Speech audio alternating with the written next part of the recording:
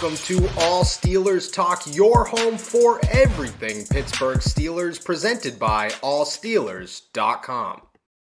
What is up, Steelers Nation? Thank you so much for jumping on to another episode of All Steelers Talk. I'm Noah Strackpine, joined every Monday and Wednesday by my main man, Steven Thompson. Find us on youtube.com/All Steelers Talk and subscribe anywhere you get your podcasts. And today we're talking about a lot. The AFC North possibly getting easier for the Pittsburgh Steelers. Meanwhile, a potential replacement named for Cam Sutton if he is off to another team in free agency, and losing an assistant GM way earlier than they expected. The Pittsburgh Steelers might be in a short time frame for a guy that could be substantial to the growth and the future of this organization. But first, it is gross outside.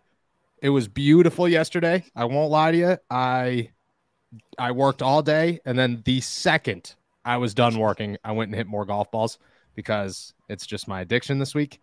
But rain's got to come. How you feeling, my friend? Feeling good, yeah. I mean, you're right. It was nice yesterday. It's supposed to be nice tomorrow, but today we got to muddle through some crappy weather. This just makes me pumped for Indy more. Let's get out of here. I don't think I know Indy's not like Florida or anything, but you know, I'm by the day getting more excited to head to Indy and see the combine for the first time. Yeah, the combine is it's a great time. You picked a great year too to start this journey because this is the first time possibly ever, I believe maybe ever, that media actually gets to watch the combine. Years past, you went to all the interviews, you watched the bench press, the whole nine, which the bench press is dope. You want to get excited about a guy that you never met, stand there and watch 40 people try to rile him up as he puts up 25 reps at 225. Pretty dope. But this year you get to go watch the 40, you get to go watch the passing drills and so on and so forth, which I think is always enjoyable. See a little fan action. Yeah, Indy's a good time. It's my favorite place in the whole world. I won't lie to you. Pittsburgh's up there, but I don't know. There's something about Indianapolis that I'm just like, this place is pretty dope. Maybe it's the 6-hour drive of pure flat. You know, there's nothing but straight roads and nothing on the side of you. And you're just like, this is a great time. This is it just puts you in the right mind and spirit. Just cruise at 90 the entire way. Yeah. Barely even need to pay attention. Yeah. Last year there was like a truck rally going on. I always stop at this place that we will stop at, no doubt. Okay. It's called the Warm Glow. Okay. They sell a million things. It's like it's like a ginormous mom and pop shop that has like a bunch of handmade stuff in it. There's a little diner in it with two old ladies that just serve like pulled pork sandwiches that were fire. And they sell candles that are like, oh, where's my other hand? How do I get this in here? It's like this big. They're huge. They look like a pile of flapjacks. They're ginormous. I bought 5 of them. I bought one for everyone in my family last year. I was just like, yeah, whatever. Because it's so worth the money. Here's a candle that'll last you a year. Yeah. Oh yeah. I've been burning it every day. There's not even there's no divot in it. There's barely anything gone. Yeah. It's Indy's a great time. I do love Indianapolis. But before we go to Indy, there's a lot of news to talk about. Let's start with Lamar Jackson. As of today, the Baltimore Ravens can franchise tag him, exclusive or non-exclusive, kind of determines their future and his future, leaves a very questionable window open for other teams to swoop in and possibly grab him if they do non-exclusive tag him. So the way this works, and let me explain this to everybody who might not understand what we're saying here. The way that the franchise tag works, there's 2 franchise tags. There's the non-exclusive and the exclusive. The non-exclusive doesn't have a negative impact on a team's salary cap. So in the case of Lamar Jackson, I believe it's $45 million for the 1 year. If it's exclusive, it will count against the team's salary cap. If it is non-exclusive, it will not. That being said, if it is non-exclusive, other teams can begin to negotiate with Lamar Jackson. They could sign him to a deal that's worth more than the franchise tag, and I believe they have to send 2 first-round picks to Baltimore. In the case of Lamar Jackson, that's probably what he'd be traded for anyways, if not a little bit more, and what he would sign for with another team. Now, he has to obviously agree to that contract. They can't just say, hey, we're going to pay you $46 million over the next 2 years. Here's 2 first-round picks. He has to agree to that contract. if it is exclusive, the Ravens have Lamar Jackson. He is theirs. However, that $45 million hits their salary cap. That puts them in a big bind for this season for a guy that they don't know what the future is going to bring. Leaves a lot of question marks. They have a week, 2 weeks. March 7th is the deadline for the franchise tag.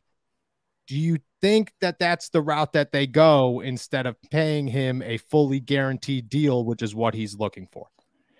Yeah, the more I think about it, the more sense it makes for me, just for the Ravens to non-exclusive tag him. Like, this is a franchise that has played chicken with him throughout these entire negotiations.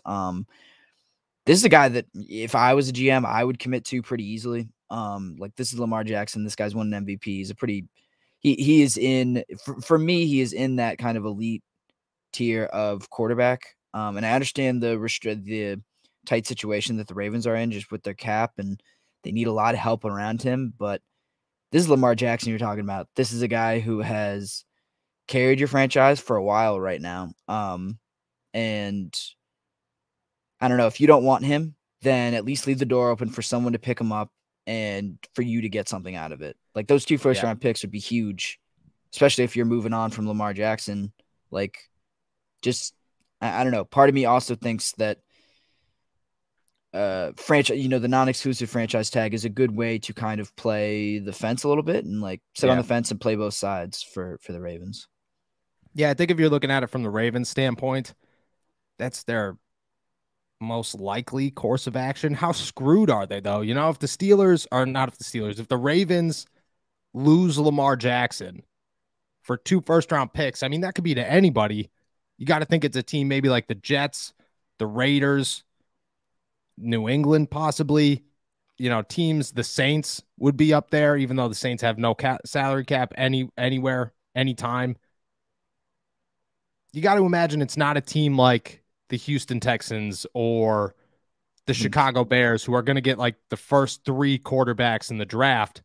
So where does that leave Baltimore? If you're the Baltimore Ravens, are you non-exclusive tagging him because you hope that you could get a payout for him, or are you shipping him? Because I think the other thought here is, do we try to trade Lamar, get our pick of 2 first-round picks, which would likely put them in a spot to land a guy like Bryce Young or land a guy like CJ Stroud or, Anthony Richardson, who could somewhat replicate who Lamar Jackson is?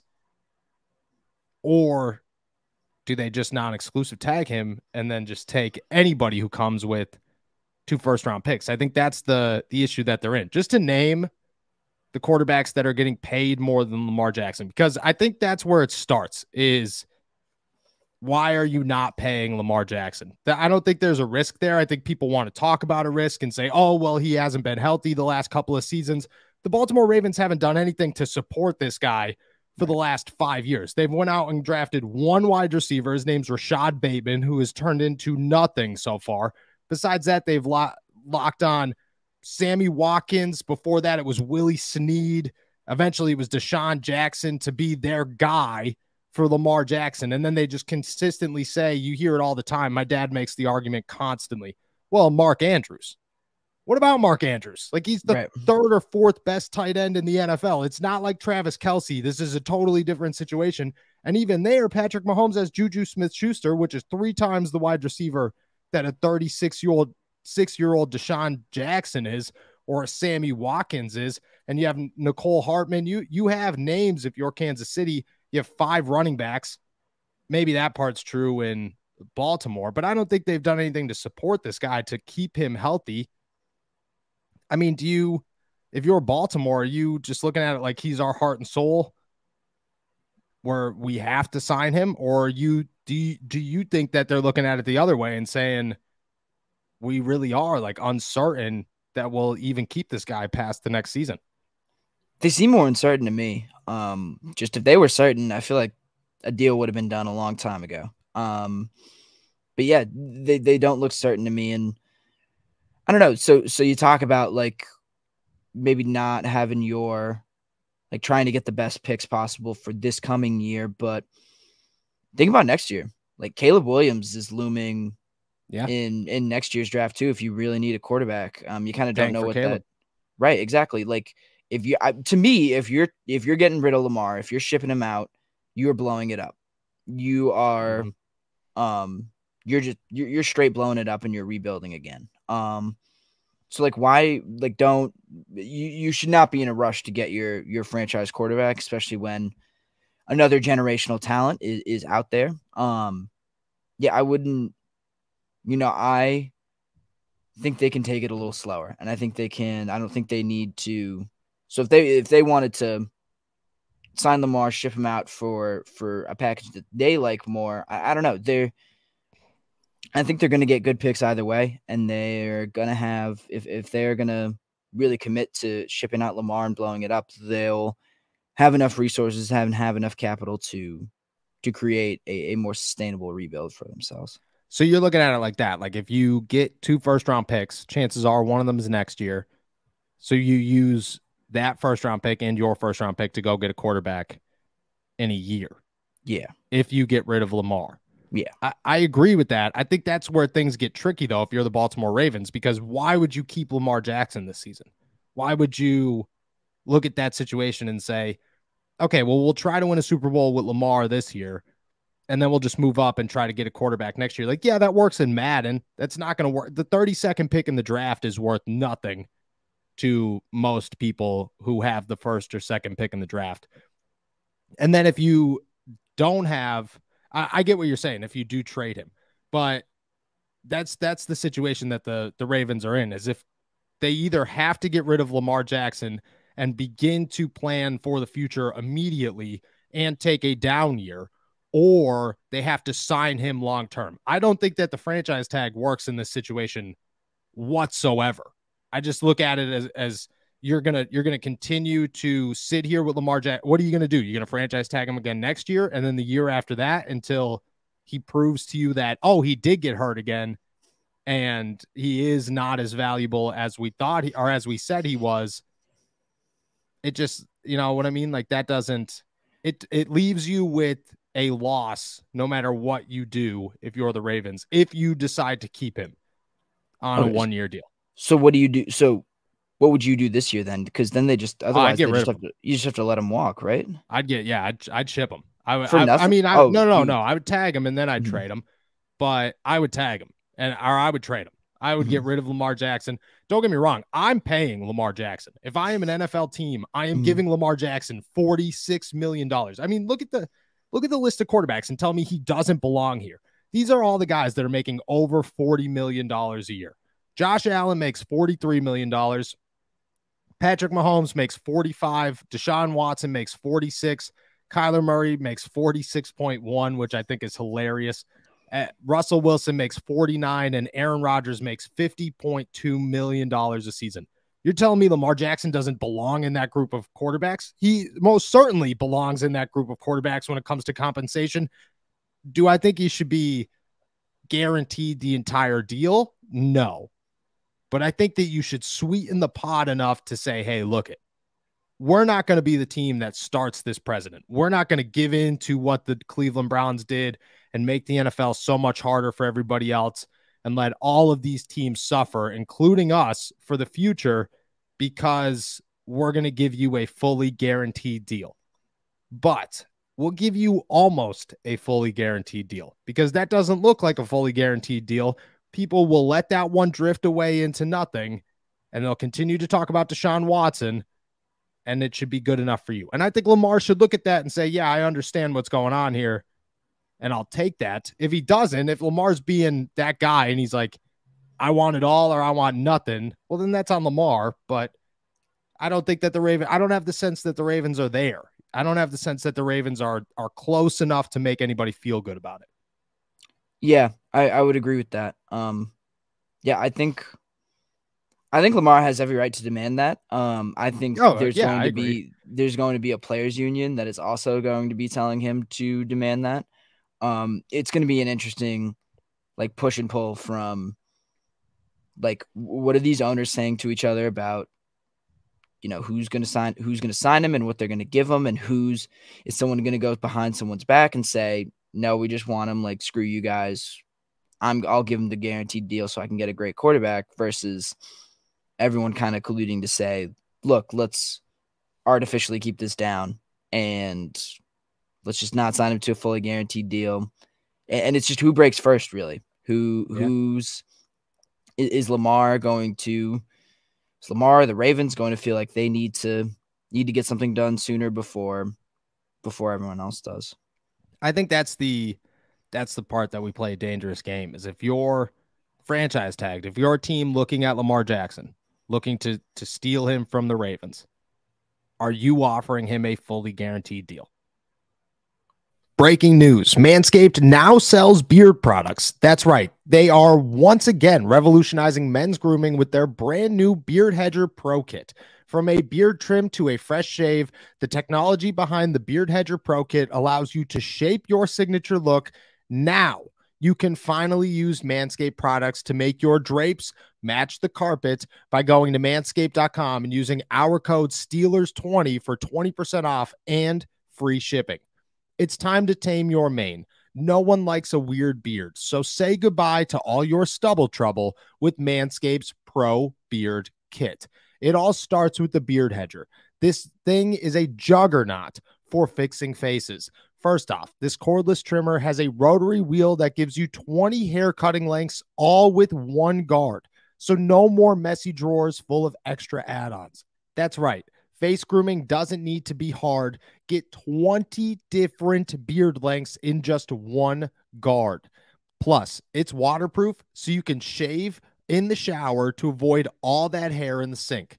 The titanium-coated T-blade is tough on hair but smooth on your face, leading to single-stroke efficiency that brings satisfaction one stroke at a time. The Pro Kit doesn't end there, though. They have created 4 dermatologist-tested formulations for your post-trim care. First, there is the beard shampoo and conditioner. You need to remember that all your hair is different. Your beard hair is more coarse and easier to damage than the hair on your head. That's why this kit has made shampoo and conditioner specifically designed to moisturize, reduce ingrown hairs, and replace natural oils. Plus, it promotes beard health. Next, the kit has Manscaped's beard oil, an essential piece to your main facial accessory. No one wants a guy whose beard is brittle and dry. The oil relieves dryness on the beard and the skin beneath while adding a little shimmer and shine to make you look extra fine. Cap this off with the Beard Balm, a pomade that shapes, styles, moisturizes, and tames for a sculpted look to attract any fellows or dames. The Pro Beard Kit also comes with 3 free gifts: a beard brush, comb, and scissors to ensure that your beard is ready to impress.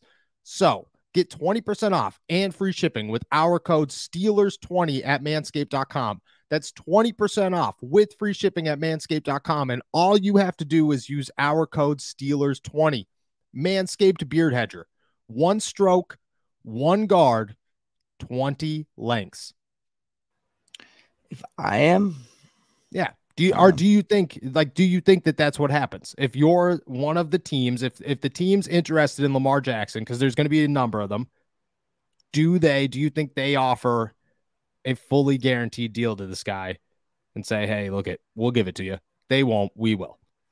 I think certain teams would like the Jets and the Saints. I could totally see them doing that. Yeah. A team like New England, I don't know. Who else needs a quarterback? The Saints, the Texans, but there's a lot of teams that are going to take a quarterback. They're not going to, you know what I mean? Like those first 3 or 4 teams right there are going to just be like, nah, we're good. I don't know who's high on. Does Tampa need Tampa needs a quarterback, right? Tampa Bay, they need a quarterback. They could definitely be on the hunt for a quarterback. Carolina needs a quarterback. Atlanta has been named to Lamar Jackson a number of times. So they could be it. But are one of those teams just handing them a fully guaranteed deal? Like, hey, come play for us for the next 6 years? Tampa seems like the kind of team to do that. Like Tampa and the Jets and the Saints, they just give me those kind of vibes. I think they're desperate enough, and I think they feel ready to take a home run swing on someone. Yeah. Yeah. I kind of feel that too. I think that's what screws everything over. But I also think that that's what makes it so interesting for the Ravens and continues to push what I think is my narrative of the situation. I don't know what's going on in my background here. It's just, you see it like just going in and out. Yeah. I think that the Ravens, they're going to lose them. I just look at it and say there's too many teams in the NFL that are going to be interested in Lamar Jackson where he is not going to take anything less. There's no compromise in this situation. I'm Lamar Jackson. I'm a former MVP. Yeah, I didn't play the last 8 games of the season this year, but whatever. Teams still want me. They're still going to hand me a boatload of money no matter who I go to. I'm leaving. I'm either signing a fully guaranteed deal here, or I'm just going to continue to wait it out and sign a fully guaranteed deal somewhere else because I'm not getting any older. You know, Lamar Jackson's a quarterback. He's not looked at as this guy that's got a short shelf life. They want him around forever. Right. I was going to say, like, rest is not bad for Lamar Jackson. Taking a year off would not be the worst thing in the world for him. No. Oh, gosh, no. No, especially Lamar Jackson. That's the situation that the Ravens are in, is they do not control anything here. Lamar Jackson is still Lamar Jackson. And if anything, he sits a year. We saw what happened with Deshaun Watson, where you pay him $260 million. There's not one person talking about, oh, maybe Deshaun Watson never gets back to full form. Everybody is fully convinced. I mean, me and you, but most people are talking about, oh, he'll get there. They'll figure it out. And if they don't figure it out, it was a bad move, but Deshaun Watson was worth the money in hindsight. Lamar Jackson's going to be the same deal. Nobody's going to look at Lamar Jackson and say, oh, this guy took a year off of football. He's now only worth $25 to $35 million. No, he's going to be worth $50 million next year, fully guaranteed for the next 6 years. Somebody's going to give him that type of money. And I think if you're the Baltimore Ravens, you ship him out of here and you take a year and you suffer and you just deal with the repercussions of next season because you're not going to get a quarterback this year. Right. Look, you swung and you missed. Like, that happens. You can't what's even the phrase? You can't make the situation worse trying to salvage something that didn't work. No, exactly. Or just salvage it, just pay him. You want to pay him a fully guaranteed deal. You want to pay him what he wants, give him what he wants, but you don't want to do that. So your only other option is to get rid of him. There's no compromise here. The NFL is no longer built for teams to win. That's not the idea anymore. The idea is for the players to always win.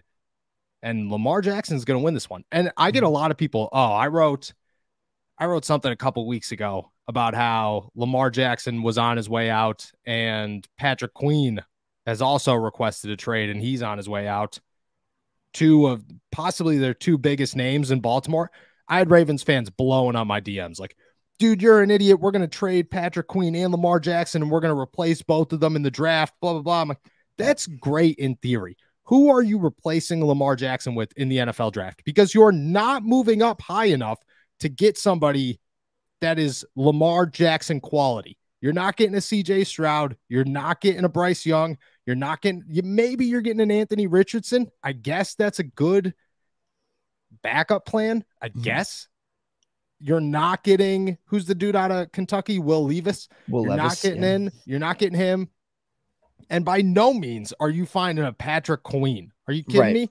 This inside linebacker group is terrible. And you're going to find a Patrick Queen? Right. Like, go ahead, Ravens. Do that. Do that. Go trade away your 2 best players and talk about it. Yeah. Go ahead. Please. It just doesn't work. Baltimore is on the downslide, and it's got to be a tough place to be if you are the Baltimore Ravens because you did not try hard enough.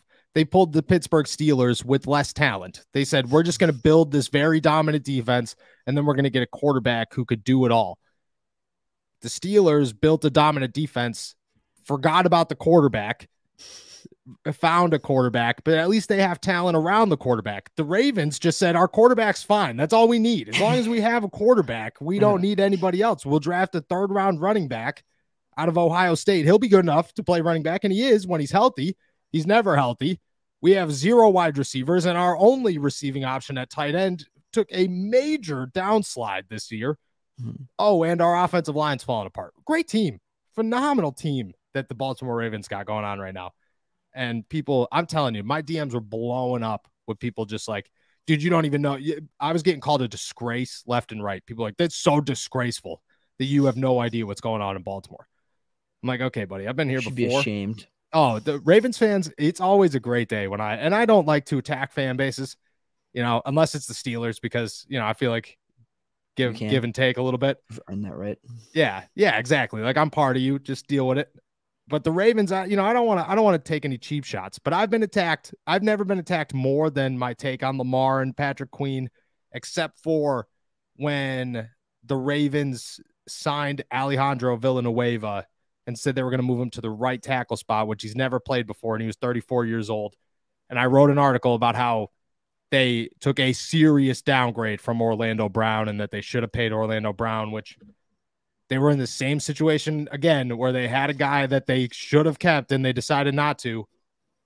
Dude, people blew me up. Are you serious? You don't even know. How could you disrespect Alejandro Villanueva? Just wait. Awful. Had the worst right tackle season possibly in the history of the NFL. Who could have saw that one coming? A 34-year-old left tackle making this change to right, which is not an easy thing. This is not Madden. That's a very difficult thing to do. And to play on the fastest team in the NFL, and he is the slowest man alive. Just, smart thinking by the Ravens. They're always doing stuff. But that was the worst. That one, I had days and days and days of DMs. Just like, I still have some of them. Just people just calling me clowns, going after my mom. People love to go after my mom whenever I piss somebody off. Oh, yeah. They're like, your mom should have never raised you. I'm like, what should she have done? Just she like didn't really have a choice. Yeah. Just like put me outside and be like, all right, you're done now. We've had fun. It's over. Yeah. I'd look for some, but they're deep. Those DMs are deep at this point. Yeah, I piss a lot of people off these days. It is what it is. Comes with the territory. But either way, Baltimore Ravens in a lot of trouble. Let's talk Pittsburgh Steelers now. Cam Sutton remains really the only interesting topic of conversation amongst the Pittsburgh Steelers right now. Everybody's trying to figure out what's going on. Is he staying? Is he leaving? Every day it's a flip-flop. Sometimes it's, okay, he's predicted to stay. Other days it's, maybe he's on his way out. This team's interested in him. That team's interested in him. The most recent one is ESPN, who has predicted that he leaves to, I think it was the Detroit Lions were one of them. I don't remember who else was on the list. Who replaces him is former Las Vegas Raiders cornerback Rock Ya-Sin, Temple grad, former Indianapolis Colt. On paper, I guess, it's not a bad move for the Steelers. You dig a little deeper, you realize maybe a really bad move for the Steelers. What are your thoughts on Rock Ya-Sin here replacing Cam Sutton? He would certainly be a cheaper option, but like you get what you pay for. I don't know. You need, like, this is my thing, is that you need to pay for talent. You can't just do everything cheap. Cam Sutton's a good player. He's earned his money and you need him. Go pay him. Like, don't, Rock Ya-Sin is a fine player, but if that's your plan for replacing a guy like Cam Sutton, you're in a bad spot. And I think that's just the wrong mindset to be in, to think that you can just find a good value and that's good enough to go not Super Bowls even, but like get you to the playoffs or anything. Yeah. The breakdown here of the reason why. First off, this is we should give credit where credit is due. Matt Bowen, ESPN staff writer, he named one free agent for every team. So this wasn't a straight Steelers prediction. It was about everybody. But he goes, how strong the market for Rock Ya-Sin ends up being will play a role in the Steelers' ability to move on. But I like the fit, especially if Pittsburgh can't re-sign Sutton. Ya-Sin is well-versed in both man and zone schemes and has a physical approach to the game, so he would upgrade the perimeter of the Steelers' secondary.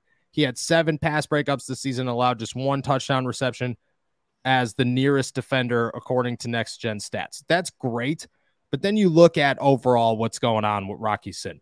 Over the last 2 seasons, this is Cam Sutton's numbers. This past season, 3 interceptions, 15 pass deflections. Phenomenal year. The past 2 years, it's 5 interceptions, 21 pass deflections. That's his 2 years as a starter. Rock Ya-Sin, in 52 games overall in his entire 5-year career or 4-year career, he has 2 interceptions and 27 pass deflections. So yeah, I get it. Like he hasn't been bad. He's had his upsides. He's had his downsides. He hasn't turned the ball over since year 1 of the NFL. I just don't think it is an upgrade. I think at that point, you just take the loss if you lose Cam Sutton and you say, maybe we see if Ahkello Witherspoon works out again and then we go draft somebody because Levi Wallace at that moment is your CB1. Right. Yeah, this is as a contingency plan. I don't hate this, but like, no, if you're at the point where you're looking to Rocky Ya-Sin to be a starting corner for the Pittsburgh Steelers, you're in a bad spot. And you should probably just draft someone. And you could probably draft someone that is probably cheaper and probably not cheaper actually, but but it's better, better. That could start for day one. And Rocky Ya-Sin is cheap. You know what I mean? Like Cam Sutton is cheap in the grand scheme. We were talking last week or Monday maybe about how James Bradbury's $15 million a season. Right. Cam Sutton's going to be like 7. Rocky Ya-Sin's going to be like 5. Cam Sutton's already the discount. How much more of a discount? At that point, you're just getting another Levi Wallace and another William Jackson and another Ahkello Witherspoon and saying, okay, guys, go figure it out. We don't have a true number 1, but you guys will be fine. Don't worry. Jamar Chase isn't that fast. I just don't think it makes sense for the Steelers to take anything less than Cam Sutton. At that moment, if you lose Cam Sutton, maybe you try to shoot for the stars and go get somebody that might be a little bit of a splash. You're not going to get him for as cheap as you'd get Cam Sutton, but I just don't think if you go further down the list, you're not going to be able to compete with the AFC North, which is, we already saw those struggles this year, and you can't rely on Levi Wallace to be your CB1. I think also just go double dip in the draft. Just go get 2 corners in the draft and say, okay, well, we spent the 17th pick and the 46th pick on cornerbacks. There's no need for us to, go sign somebody that's an player. We still have Ahkello Witherspoon still under contract for another season, and so is Levi Wallace. Right. If you're moving on from Cam Sutton, I'd rather take someone with potential. You kind of know what Rocky Ya-Sin is already. Like I would rather bank on some youth in the future and being able to develop a guy or get a guy with some obvious talent. Like I'd go that route instead of signing a guy like this. Yeah, I just don't think Rocky Ya-Sin works in Pittsburgh. I don't think that I don't think you could explore the cornerback free agent market and feel good about anybody that does not match up with Cam Sutton, because there should already be a little bit of concern that Cam Sutton is your best corner. And I think Cam Sutton's a great corner, and I think he's a very valuable piece to any puzzle. But if he went anywhere else, chances are he's not the CB1, Like he signs in Minnesota, he's not the CB1. He signs in Detroit, he's not the CB1. Like he's the 2. He's a starter. He's a versatile guy. In Pittsburgh, he's the 1. So you downgrade from that, you're putting yourself in a lot of trouble. All right, I do want to talk about one more thing. Andy Weidl has caught the attention of the AFC North. But first, I've almost skipped this 3 times now, and there's no way we could continue to skip this. The Steelers. And I told you I'm not telling you what this topic is. I'm just going to... You did. Blind reaction. Blind reaction here. The Steelers, okay? Confirmed with allsteelers.com yesterday. They're making a major, major upgrade to Acrisure Stadium. Have you seen this? Oh, I think I have seen this. You have seen this. The Steelers are about to spend $1.4 million on a new upgrade to the stadium, and fans should be super hyped about this. I don't know if you've ever been to a Steelers game or a Pitt game and have had to take a piss mid-game and it is crowded. But there is nothing more awkward than walking into those bathrooms, walking up to the trough, because it's not even urinals. It's just one long sink that you pee in, and just trying so hard not to get a little glimpse to the left or the right, because you are 3 inches from the dude next to you, bumping elbows, trying to take a pee into the sink on the floor. That's exactly what it is. No more. The Steelers have said, we are done. We are a $1 billion corporation. We will have, I don't know, rules, standards.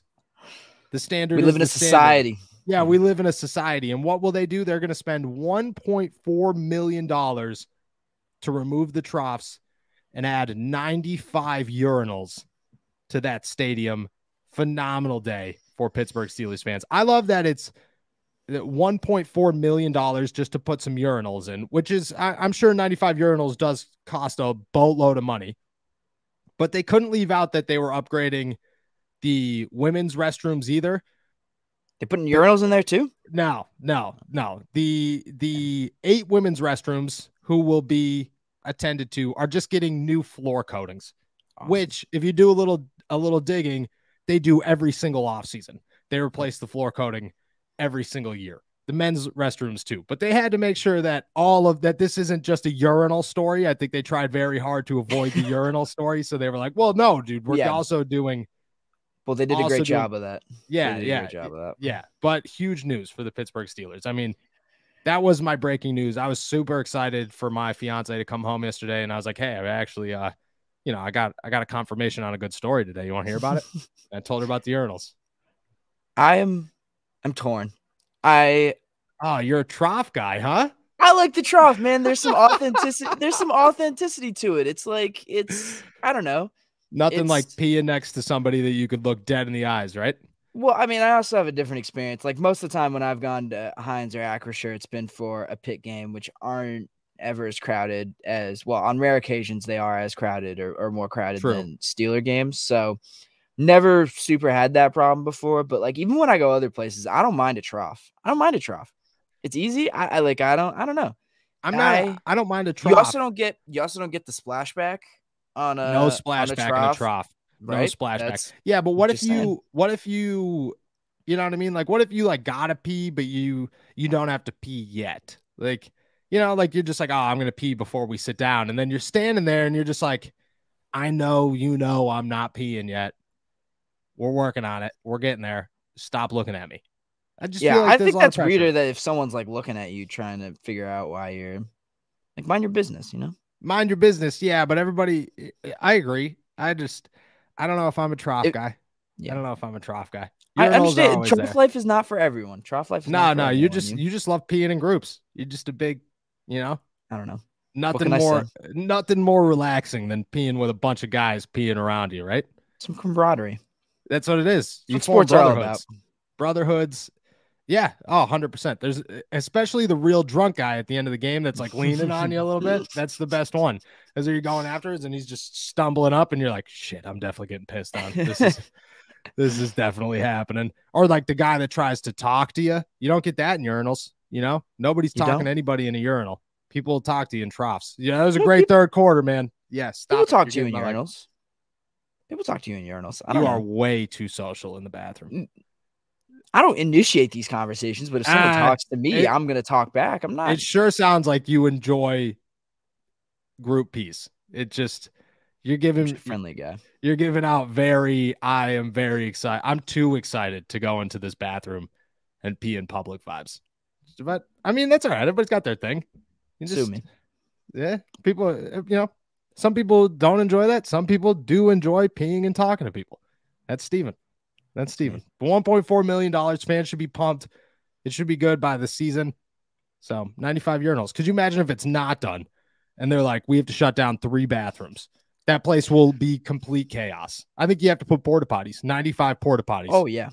You could not like host a Steelers season opener and not have enough bathrooms. That is a disaster. That is a legitimate disaster. You cannot do that. No, people will be peeing right in the lake or right in the river, right off the side.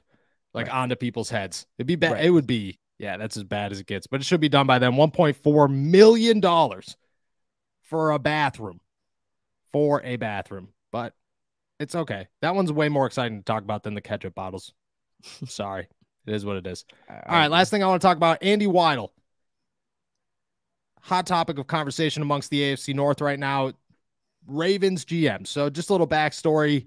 Andy Weidl spent 11 years in Baltimore before he went to Philadelphia. He has relationships with a lot of people over there, including their GM, Eric DeCosta. DeCosta said a week ago or so to Mike DeFabo of The Athletic that his one goal for Andy Weidl is to help him get out of Pittsburgh as fast as humanly possible, which makes a lot of sense. The guy built the Eagles, comes to the Steelers. Built the Eagles twice, essentially. Comes to the Steelers. People have very high expectations for this guy and what the Steelers can do under him as the assistant GM. But the question remains, how long is the shelf life here? Returned home to work in Pittsburgh. So you got to remember he's a hometown guy. He loves that he returned home to the Steelers. He's got history here. But somebody's going to offer him a GM job. Do you think it's a 1-year deal? Do you think it's a 2-year deal? Do you think you have a couple of years if you're the Steelers to get something done with this guy? Or do you think that the lifespan of Andy Weidel as the Steelers assistant GM might be very, very short? Yeah, I can't imagine he's sticking around for long, unless the Steelers want to open up their GM job. Like, this guy's deserving of one, and he's going to do what every person in the world does. Like, every person with any sense of any like shred of ambition is looking towards their next job. You know, that doesn't mean he's doing his current job poorly, but it means that he's looking to step up. He's looking to prove himself. He knows his worth, I think. He wants that big job. And I think as soon as once one opens, there's going to be people who want Andy Weidel and places where Andy Weidel wants to go. Yeah, I think so too. And I think that puts the Steelers in a tight situation because they want to build with this guy. And he's got, I mean, if you read the Athletics article, which I don't know what it's titled, but it's about Andy Weidel. You should go find it out. Mike DeFabo is the author. People really break down how this guy scouts differently than almost anybody in the NFL and how he sees things differently and how he has relationships that are different than most people in the NFL with these prospects. I think that is just so valuable to a team like the Steelers who are trying to build something right now and who have the building blocks to build something big. Puts a very, very tight window on this team to say, hey, let's get enough pieces here with this guy, use him as much as humanly possible because he's going to leave, and he's probably going to leave rather soon. There's also been reports I saw, and I'm not going to toss a name out here because I've heard some things, but there's been a claim, I will say a claim, that the Steelers are almost ignoring Andy Weidel in his scouting process and just to know what the Steelers hierarchy is, just to know what the ranks are. It starts at the top with Art Rooney. He makes all the final decisions, but he just makes the call. It goes Mike Tomlin, Omar Khan, then probably Andy Weidel, and then the scouts. Do you think that there's any truth to the Steelers ignoring Andy Weidel and his scouting process? Be pretty dumb if they did, right? Like, I'm not, right? Like, I'm not, yeah. I don't want to tell NFL front offices how to do their jobs, but the proof is in the pudding with this guy. Like, if you're not listening to him, I feel like you're putting yourself at a disadvantage. Yeah. I don't think that you, when I heard the claim, I was taken back, but I've also heard that the claim was skeptical for lack of a better word here.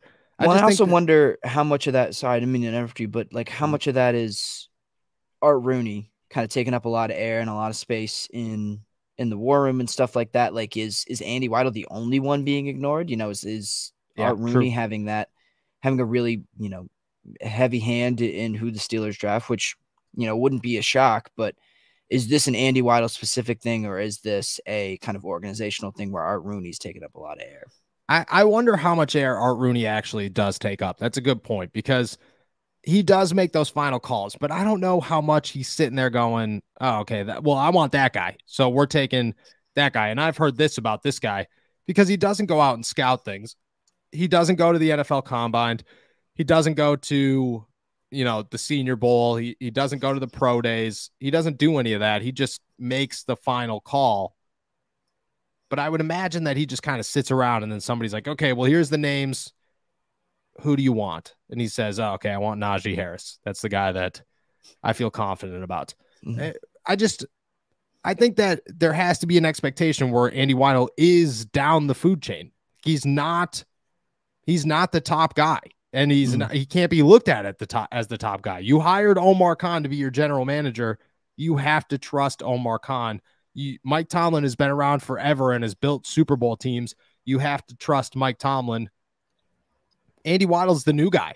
You know, he's the new guy who, yeah, he's got great experience, and hopefully the Steelers take advantage of that. But in the grand scheme of things, he's a rookie in Pittsburgh, and nobody is going to look at him and say, hey, you know, you get first call on any of this. You get third call on a lot of this. And if your opinion matters enough, we'll go with it. But if not, which I also think hurts the Steelers in the long run, because you should, I mean, I think personally, Andy Weidl has got more of a resume than anybody in that room. So listen to him. He knows how to do this. Like, he's built teams. He's got the Eagles offensive line that won the first Super Bowl is here with the second Super Bowl. The Steelers have been looking for an offensive line for 6 years now. Maybe you should listen to the guy who knows how to build the trenches. You know, the Eagles defensive line was there for the first Super Bowl. Now they're back and somehow better for the second Super Bowl. The Steelers off our defensive line, they have Cam Hayward, and they've been digging and searching as hard as possible to find the rest of these pieces. Maybe you listen to the guy who did this. Maybe he should be higher on the list than it's reported that he is. Yeah, I think that's a good point about there should be an expectation that he is down the food chain. Like, whether or not he should, it's not unreasonable for the GM and the head coach and the owner to say, no, we kind of get the first call on this. There's a reason you're the assistant GM. This is our team, you know, not completely shut him out, but say, if there's a disagreement, we're deferring to someone further up the food chain. Yeah. And if I'm the Pittsburgh Steelers, I'm nervous about two things. I'm very nervous about the Cleveland Browns situation, because I think that's going to fall off the rails rather quickly. And I think everybody in-house is going to be gone. You got to worry if there's an opening there. And DeCosta is not going anywhere, but you never know. You just don't want Andy Weidl to end up in the AFC.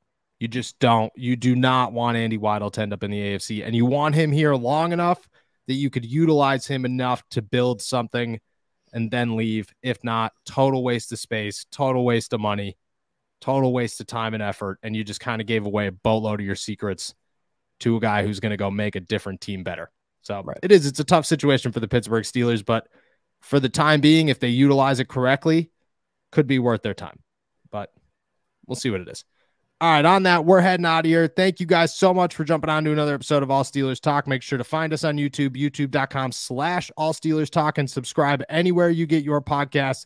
Remember, $1.4 million. Acrisure Stadium's getting some urinals. Be excited about it. I'll be back on Friday with Derek. Enjoy the rest of your week. Peace.